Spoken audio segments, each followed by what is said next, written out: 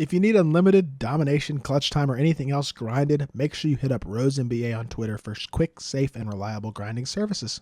Yo, what is good, YouTube, and welcome back to another JC2K video. In today's video, we're going to be ranking the best power forwards in NBA 2K23 MyTEAM here on a tier list. Before we hop into the video, if you haven't already, make sure you hit that subscribe button. Help me push towards the 8,000 subscriber mark on the channel. I upload every single day. I would really appreciate your support if you haven't already. If you do subscribe, I do apologize. My voice still sounds bad, things like that. I have the flu. I've had it for the last few days. It's really been kicking my butt, which is not fun, but hoping we can get through this quickly and get it over with, because has not been fun, but still pushing out uploads for you, trying to be consistent, and I would really appreciate it if y'all do subscribe. But without further ado, let's hop right into it. Let's start off with the first player on this list, which is going to be Alonzo Mourning. And Alonzo Mourning's a pretty solid card, honestly. I think he's a little bit underrated at the power forward position, and honestly, he deserves an A tier spot. I'll be honest, he does deserve an A tier spot. You could say B, but I think he's really good in a lot of ways. Number one, he's got good speed, especially for a guy who's 6'10" with an elite wingspan. Great interior finishing badges as well as defensive badges. Hoff pick dodger on a big is kind of nice as well, but he's a great rebounder. As a trophy case card, you can get every badge, which means you can add some shooting badges like limitless range to him. Slippery off ball, maybe a quick first step is a great badge that he can get clamps, things like that, limitless takeoff. And you can boost his three-point shot up a little bit to make him a more consistent three-point shooter. But a guy who's a versatile athlete, really good defender.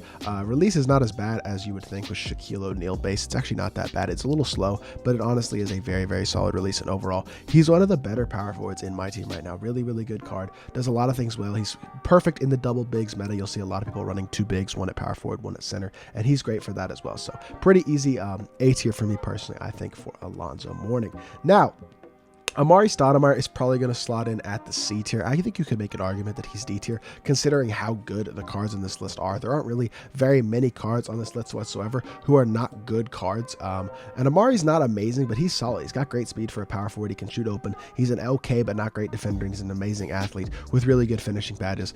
Shooting badges are pretty mediocre. He can get catch and shoot and claymore. He has silver quick first step, which can be upgraded. A couple decent defensive badges, but no anchor. He's also got pretty decent size at 6'10", but he doesn't have the player build of a guy like Alonzo. Jumper's okay, but not amazing. Movement isn't great. He's just not an elite defender, and that really is what hurts him more than anything else, is the fact that he's just not very good on the defensive end of the court. But a solid offensive card, and I think C tier is probably fair. AD is going to go S tier really easily. You could make an argument he's the best power forward in the game, easily top 3. I mean, even compared to a couple of other guys that we'll get to on this list later on. AD's an absolute god, one of the best all-around cards in the game, period. Right now, he's got a good release. He's got great speed, super versatile defender, amazing badges especially, can defend at a super high level, can shoot the ball at a high level, normal fade as well, just does a ton of things really well on the court, and he's an easy S tier guy.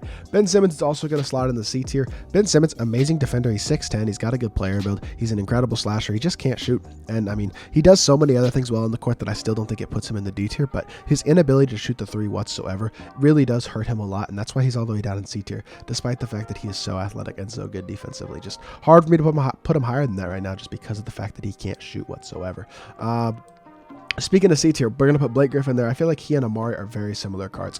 Both really athletic guys who can knock down the open three, slash them at a super high level, but just don't play a lot of defense. He's very similar to Amari. They do about the same thing on the court. And while Blake's release is probably a little better, I'd say he even plays a little bit worse defense probably. So, yeah, I think C tier is fair for Blake Griffin. I'm going to put Chris Bosh in B tier. I know he's a little slow, but he's got an absolutely money release. He's got great size. He's a pretty decent interior defender. And I feel like his length is super solid as well. I don't think he gets killed on the perimeter the way that you might expect. He's a very solid card. He's not as good as he used to be, but he still is very solid, and I think B tier is probably fair for a guy like Chris Bosh. Now, Danny Manning, excuse me, is going to go. I think you can make an argument that Danny Manning is an A tier power forward, because Danny Manning, here's the thing about this card, really versatile. He's 6'10", but he's got a great player build, a good wingspan. He's fast. He defends all the way around. He can shoot the three. He's a really good defender. Got great rebounding badges with the Hoff rebound chaser, Hoff brick wall, Hoff bully, and Hoff masher as well. So he's a very versatile tweener. Can play the 3, can play the 4. Either one he can play at a very high level. He can shoot the 3. He's got a solid release. Does not move well, but he does a lot of things really well on the court overall. And I do think Danny Manning's probably one of the more underrated power forwards in the game, so he's going to go A tier for me. I'm going to put Rodman in B tier. Super versatile defender, can knock down the open 3, decent athlete, little undersized at only 6'7" at the power forward position. That's really his main flaw, to be completely honest. It's just the fact that he is so undersized, but I do think he's a pretty decent card, and you could make an argument that he's A tier, and honestly, there's a chance that I do wind up moving him up to the A tier at some point, but for now, we're going to leave him in that B tier. Dirk's going to go D tier, one of the easiest D tiers, I mean, of any tier list I've made all year. I know he's one of the greatest power forwards all time, but in 2K, he's just too slow. His release is not great. He's got great size, but he doesn't play any defense. Unfortunately, as much as it pains me to say it, Dirk's my favorite player of all time, but he is not good at this point in the year. At least this diamond card is not. Draymond Green is yet another guy. I will probably throw Draymond up in the... This is tough. I might go Draymond in C tier because his release is slow. It's Draymond Green release, which already is not that fast of a release, but then it's on slow as well. And that hurts the card a lot, to be completely honest. He's so limited, I feel like, because of the fact that his release is so slow. He doesn't have amazing size either. He's a very good defender, but Draymond's just not amazing, so I think C tier is probably fair for him. Second S tier of the video is definitely going to be Dwight Howard. He's an absolute beast. Dwight has a solid release. He's a glitch shooting card. He's an elite all-around defender, super versatile, can dunk the ball at a crazy high level. He's got great size at the power forward. Another elite double big type guy. You're going to see this Dwight Howard card in a lot of competitive lineups this weekend in qualifiers and things like that, and he's a pretty easy S tier guy for me. Fernando Martin, I know his Dark Matter last year that he got in clutch time was a crazy good card. This card isn't horrible, but he's not amazing. He's an average all-around defender. He's got good defensive badges though, which is super nice. Playmaking badges are good, finishing badges are good, and he gets a few decent shooting badges with a 70 shot 3, which is nice. Release is not great. The Shingun base is just not that good this year, but it's not horrible. Movement is not amazing either. He's better than the D tier. I'll be completely honest. He's a higher C tier card, to be completely honest. I didn't realize he was quite as good as he actually is. I didn't really look at the card on paper too much, but he is not a bad card whatsoever, and I think he deserves a spot in the C tier. And honestly, we have a lot of cards in C tier, so I'm gonna have to move somebody down to D tier, and I'm gonna move Ben because of his non-shooting down to D tier for now. James Worthy's gonna be our third S tier of the video. Really versatile power forward, normal fade, a very smooth release, versatile defender, great finisher, good size. I know he's only 6'9", so he's a tiny bit undersized. He's not quite gonna fit that double bigs meta, but he's still in a lot of competitive players lineups at the small forward or power forward position, still an elite level card, and deserves a spot in the S tier in my personal opinion still. Jermaine O'Neal is going to come in at, Jermaine's release is really bad. He's got one of the worst releases on this list. He does a lot of things pretty well, to be completely honest, but and he fits the double bigs kind of because he is 6'11". He's got decent speed. He's a good defender. He's got great badges, but he is a horrible shooter because his release is so bad. It's one of the worst releases I've used all year.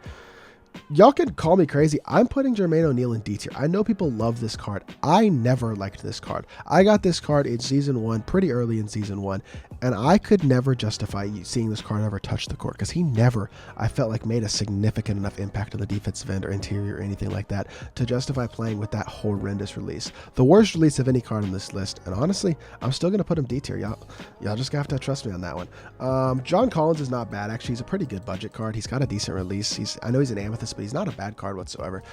He's got a pretty decent release, like I said, very good slasher, decent speed, good shooter, not a great defender, but I feel like he's very similar to guys like Amari Stoudemire and Blake Griffin, and can shoot the ball better than honestly both those guys can, in my personal opinion, just with a better release.